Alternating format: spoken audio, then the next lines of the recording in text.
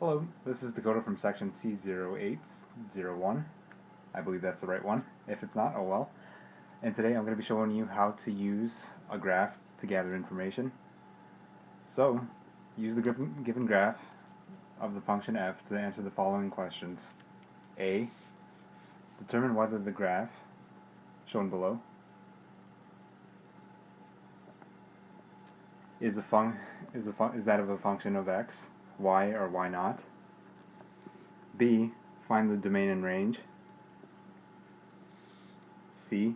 For what values x is f of x greater than or equal to 0. And D. Identify any symmetry. So first we'll start with A. Now what you need to know about finding out whether a graph is a function of x or not is that you can do a vertical line test to see if the x values touch more than one y value. And so basically all you really need to do is literally draw a line through any given point, and if any point on the graph touches more than one y, then it's not a function of x.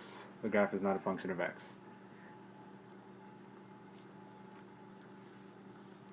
So to answer the question, determine whether the graph is that of a function of x.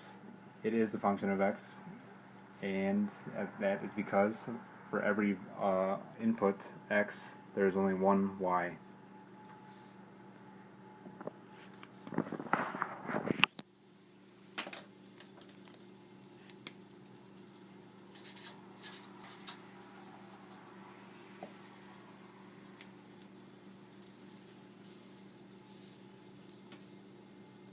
Now next is to find the domain and range. And to find the domain and range on a graph where you're given a picture, it's actually quite simple. All you need to do is see where the graph starts and where the graph ends. Now on this graph, you can't exactly see exactly where it starts or where it ends. So that means that the domain from left to right starts at negative infinity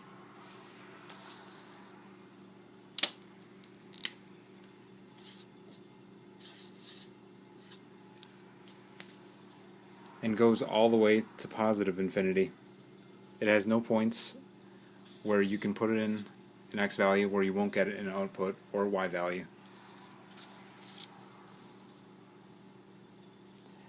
Part C is for what values of x is f of x greater than or equal to 0. And so what you need to ask yourself is what x values yield an output that is greater than 0, any points above this y-axis basically, or equal to at least. And so to help out I will use a different color. So any point above or equal to that the x-axis is a point that is greater than 0. So that right there, where I just circled, is where your values are. So if you'll notice the 2 points over here, negative 2 and 2 and 2 and 2, right over here, are both greater than 0, but you can also drag that out to negative 4 over here and to positive 4 over here. So the answer to that question would be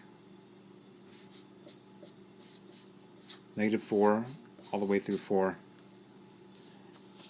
In part D, identifying any symmetry is also quite simple on a graph.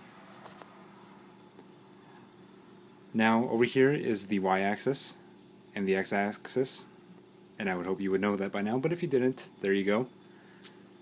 So basically all you need to do here really is see that if you have one side like this, where you can see that the graph is identical to the other side, you have symmetry. So this side is identical to this side, and for any x value that's on this side over here, you'll have a negative value as well over here. So you indeed do have y-axis symmetry.